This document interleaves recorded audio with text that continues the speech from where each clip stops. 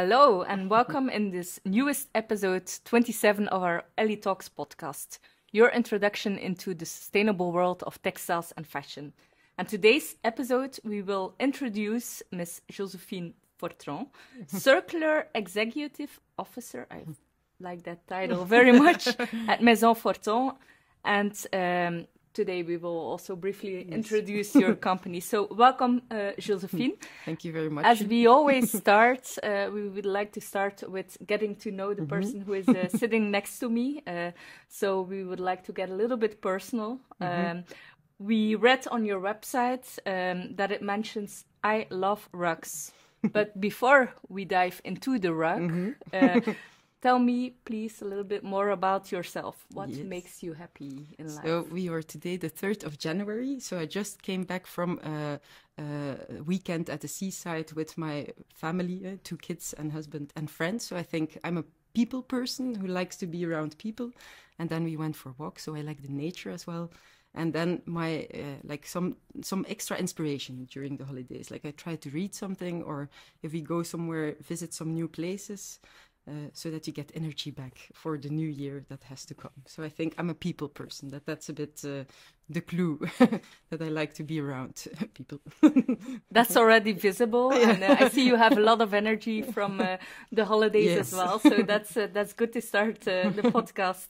Can you maybe tell us a little bit more about your personal journey before Maison Forton? Yes. So I always I have a passion for international aspects. So I have been living in Mexico and in China, and that was always to get to know the language and the culture. And I think thanks to the international aspect, I got actually into an international job. I had to look quite a lot because I was at the, let's say, children age at that moment. And as a woman, it's not the easiest to get an international job then, but I found it here in West Flanders at McTree. So there I started to work for in Benelux, Scandinavia, and Southern European markets. Okay, and McTree is also a carpet company here indeed. In Belgium, not far from us. No. So let's zoom into your story, the story of Maison Forton. Can you maybe tell us a little bit more how did it get started and where did the idea come from? Yes, so I think the idea was when I was in Scandinavia and the Netherlands. These are really like pioneering markets that look further ahead. I saw a lot of demand for sustainability, and then the question is, what is sustainable? Because a lot of rugs still are made with New Zealand wool produced in India and then shipped or even flown into Belgium.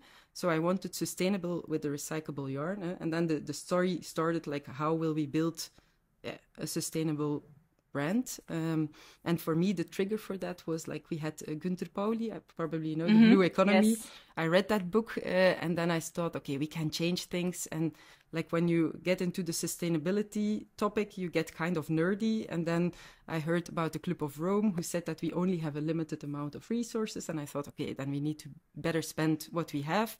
And then you have Europe as a continent that now is forcing us to better use our resources because we don't have natural raw materials. So with all these things together, like for me, I came to a point that I thought, okay, the signs are clear, we need to do something, so perhaps I can do something with carpets, which I like. So that was the meta idea, and then I went into my micro level of rugs to do something.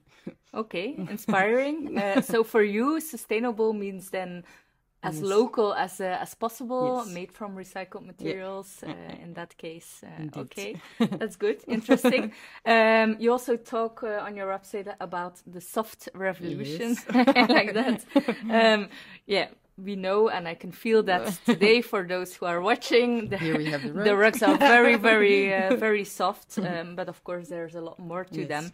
What defines the Maison Forton collections for you?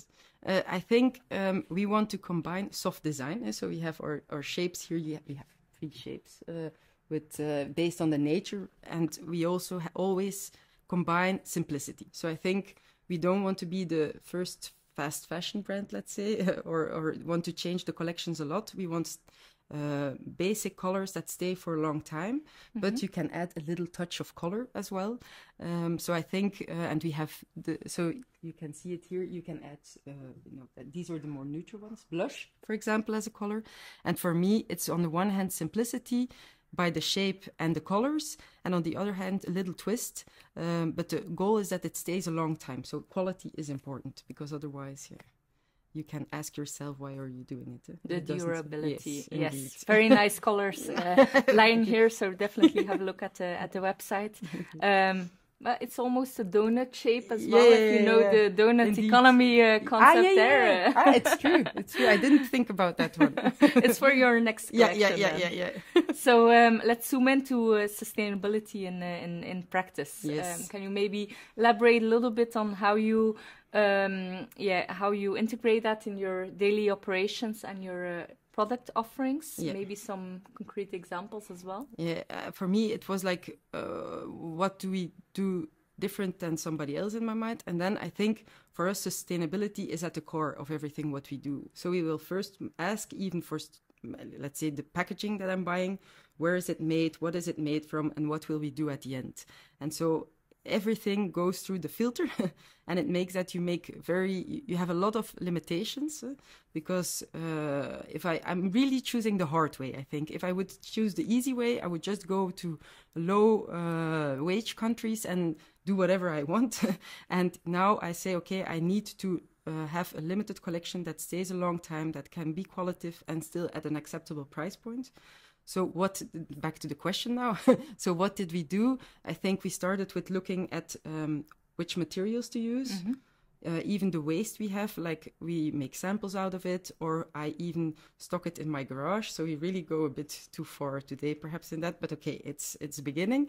And packaging, the producer, for example, used a kind of packaging woven in India, and which should be burnt at the end. So we had a lot of discussions there, because he said you always ask so many exceptions on everything, and you make it a bit hard for us.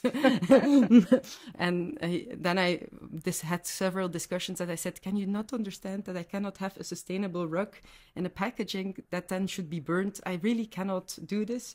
So I think it's a lot of negotiations with the partners. You have to do it in a different way. Yeah. But I think keep on having the values and trying to keep them clear for yourself. What would you say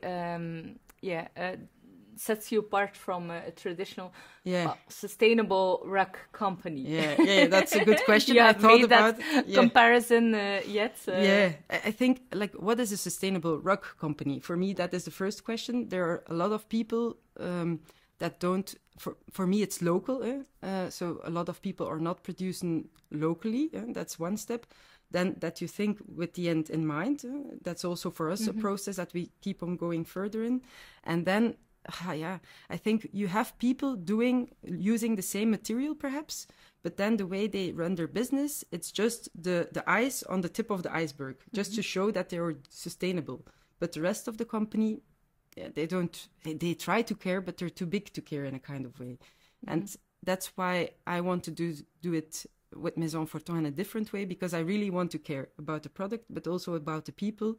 And like we want to make an impact in a positive way on everything. Okay, inspiring. So the carpet industry, we all know that very well here in Belgium. It was rather big a few years ago. Now it's getting more complex. But maybe for the people who are listening or watching, can you maybe give us some insight in that industry? Are there maybe some misconceptions that live about the carpet industry that you can tackle here? They say marchand de tapis, so it means somebody who can sell whatever. So that's perhaps the idea from in the past. But I believe it's an industry that, at the beginning, carpet industry came indeed from this region. It was high quality. Then we got the quality down, at a level that it's now very difficult to compete with Turkey and even China. And then it's too bad to see that a company like Mac3, where I came from, they just closed the doors.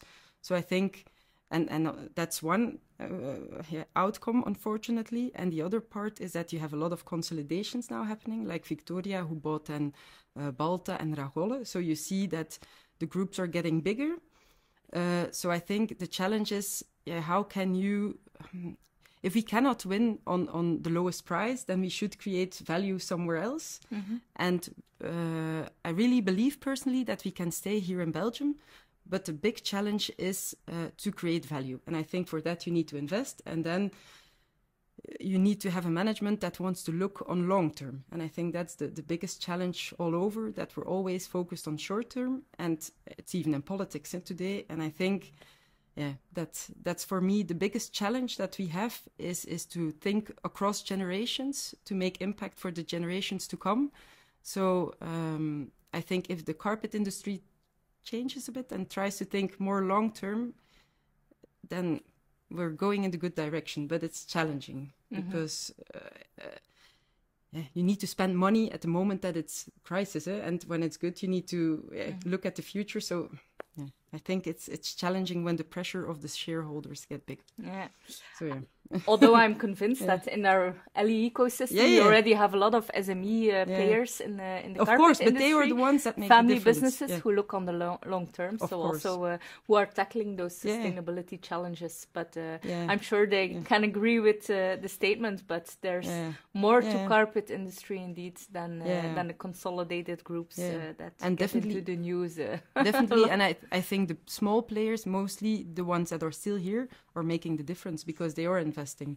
And the pressure comes from Europe, so you need to invest as well. That I agree. So you're like the kind of speedboat that circles around these tankers, but you have experience there. So it's a different story. You're in the driver's seat now. You can drive change. So what are the challenges that are related to being a startup founder or a CEO? It's much more difficult. It's when you're in the big company, you can focus on your job, and now you need to manage everything. And also, I think a big company or a bigger SME can make, when they adapt things, it's more difficult, but when they do it, they make big impact. So that's definitely positive. And if you are a smaller company, you need to first, you need more time to put everything right. And because you're smaller, you don't have the same volumes, and you need to have some patience sometimes to get everything on point like you want. And it's a lot of fun because I like the people you meet.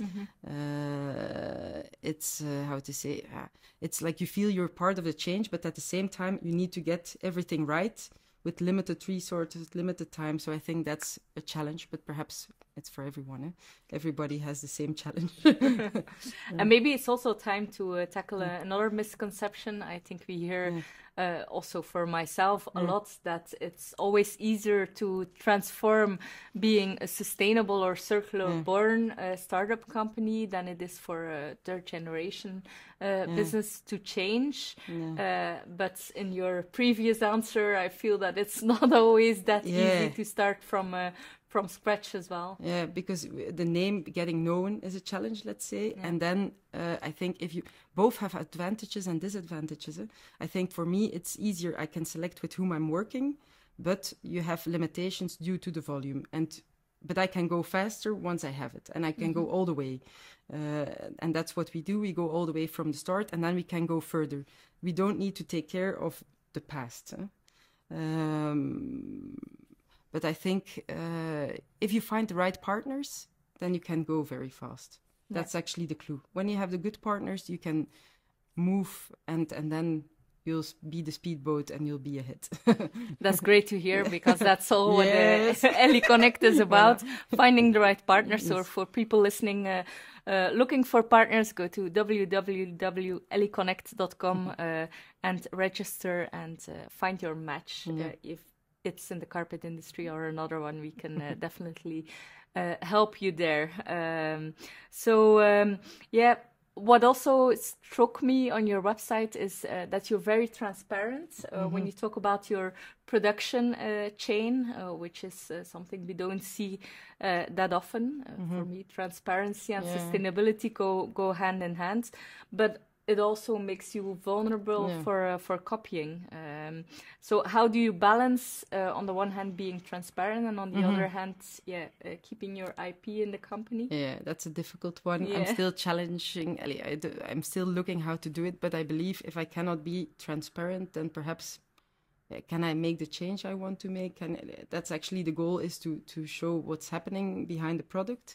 But for me, until now, I believe there's more than a product itself. You have a mix of all different aspects, and you can only see in a kind of way what we're doing now on the website, not what we're building for tomorrow. So we are continuing all the time, and we're improving. So you get to get a glimpse of now, and then we know where we go to. So I think, as a bigger or as another company, you need to put sustainability in the core of your business. And as long as you don't do that, actually, I even question if you're on the long term a real competitor, because we will go separate ways in a kind of way. Yeah. And in any case, you have the first mover advantage, and if you continue on that's true. moving, that's also important. And I think it's for me, it's not about the competitors. It's about really, like, we do it our way, and I believe in what we're doing. I believe we have a mix of ingredients that we can play with, and I think everybody needs to believe in its own strength. Otherwise, why start if you think you're not going to be excellent in a part of the business? And maybe this is something we can zoom a little bit into.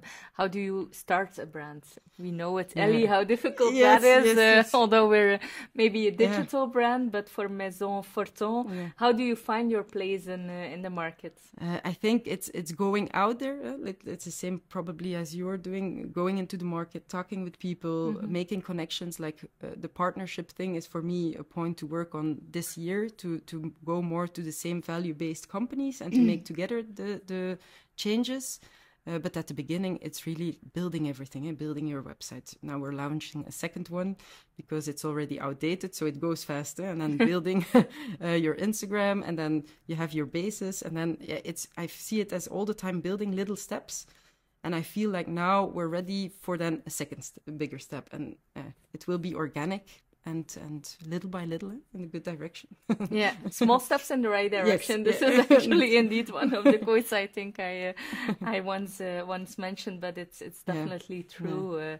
Can you maybe also share a little bit of the lessons you learned, some hurdles maybe, and small victories? Because I learned that's very important. Yes, indeed. To celebrate the victories as well. I think hurdles, there's a lot of them. I think the biggest for me is I started alone, and then you need to do everything. And then you're like, you read these management books and you think you will know how to handle. And then you're out there and like, oh my God, what is this? And then you need to focus. And all of a sudden you understand the meaning of the word focus. So I think that was one challenge. Then, of course, the business, because I started after the COVID boom. So also there you see people are a bit more nervous. Like you feel a certain nervosity in the market. But I think now it's okay. I think the hurdles, what are the biggest hurdles? I think first getting your product together, then getting it in a good way out there, and then getting your customers. And if it's step by step again, trying to have a good basis to take every time the next step.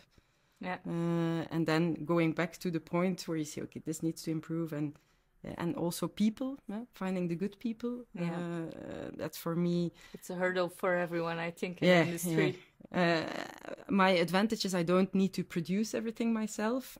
But now I'm based in Ghent, so I have now 2 young ladies also who are helping, and then a little team with more but these are freelancers, more with the development. And I think I spend a lot of time in finding these people. So that's not always so easy. But again, long term, it's better to have the good people than going fast with the bad people. Yeah. But, Maybe this podcast will help. Yeah. We can it's try. True, it's true. We can try. Hello. What about a victory? A victory, yeah, I think actually we did a look back, a recap for 2023, and there were more than I thought. So that's good. I had the same feeling. Shout out to the team. Let's say, okay, it was a good year indeed. So a first international fair. I think I had 2 grants, innovation of Vlaio, and then Vlerik, the entrepreneurship fund. And then, of course, the customers that grew, new projects coming in, 2 new collections in the different magazines. What else? Yeah, a lot of things. A new project that's now going on to go really circular. That's also our new way to go. So I think a lot of things. Okay, that's great to hear. Good job. Yeah, you as well. If you had a lot of good ones. Wow, a lot of positivity and energy here in the beginning of the year. Oops, I'm completely. Okay, let's focus a little bit on my favorite topic of the day, ecosystems. Yes, I agree. And really the role of networking. Well, you mentioned Vlerik, so I think there's also a lot of positive influencing there. But I myself know that networking is very important and ecosystem support. So how was that for you? Yeah, I'm still working on it, I think, but I'm part of the startup communities, like Started at KBC is one, and then a Circular Kickstart. I'm also part of that one. So then you get to know like really the circular people. Circular the mindset, and then at Started you have more all the different kind of people, but also technology. So if I'm stuck on something, people can help me out. And then now I'm member since a couple of months of Industria, so that's more my move into the industry, let's say, because that was always the one that I thought, woo.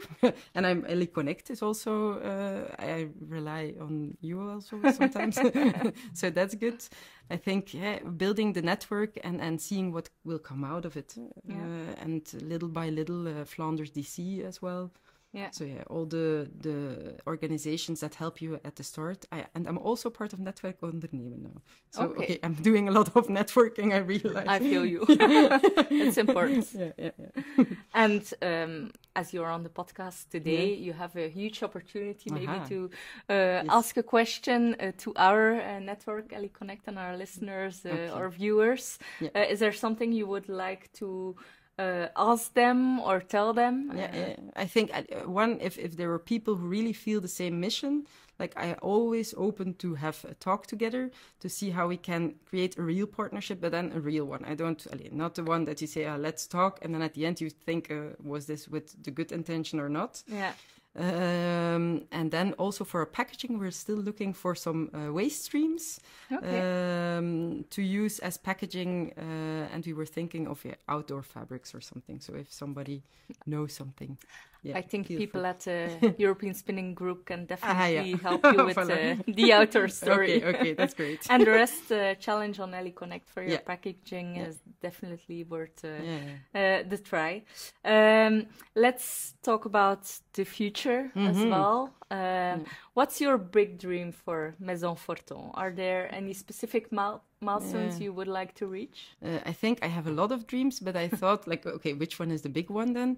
I think for me, I would love to become more an European player, and it shouldn't be only with rugs, but really go further on circularity. But the first step for that is today, of course, to go to a new concept where we look at rugs in a new way. So that's something behind the scenes. We're looking how can we go to 100% circular rug, and what else could we do to make it more an ecosystem, the same. I think ecosystem will be the word of 2024 for us. Yes, definitely. We can help you with that as well. I don't need to do anything anymore this year. Everything will be solved. Everything's so easy in business. Yeah. No, but I understand it's important to work on that as well. Let's talk a bit about your inspiration as well. I mean, inspiration for us as well is very important, next to the connections and the information we provide. Sometimes undervalued, but can you share with the audience where do you draw your inspiration from? I think for me, it's sometimes everything. It can be when you're just driving the colors or something. But for me, I also look at other brands.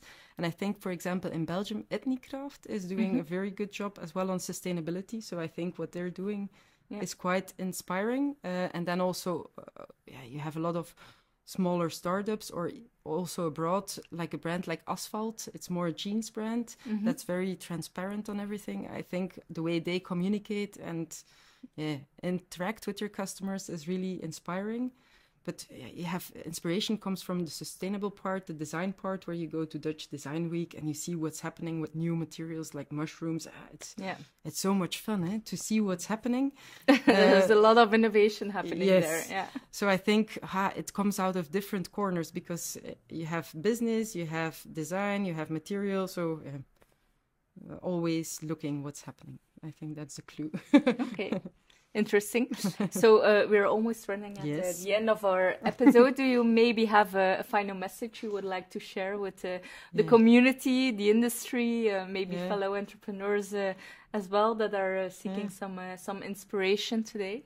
Yeah, I think just that if we take care of, if we take all our responsibility to do little things and we take care of each other, then I think it's going to be more fun in general. And I hope we can have a system, because I believe in Belgium and in our industry here. So it can be a lot of fun if we help each other and make it, let's say, that we believe in our strengths and we can bundle them in a kind of way, and that we, even with the people we work with, if we take care of everybody, then it's just going to be more fun. And for me, it's also not only about the business, but also having fun. So I think if we could combine those, it could be great. That's great. Connecting strength and having fun. Important message. So where can people find you if they want to have fun? Where can people find you? Fun and a carpet. Except on Ellie.Connect, of course. Yes, but indeed. Do you have other socials? LinkedIn, I think. Our website, www.maisonforton.com. And what else? Instagram, of course. Yeah, that or channels. Or send me. We have a contact form. You can always reach out and we answer. Okay, great. Well, thank you, Jozefien. It was very nice meeting you and hearing about your story in a very traditional industry, building circular innovations in carpets. So I was very insightful, and I feel the passion and the energy sitting here. So thank you for that, and thank you to everyone listening and looking as well.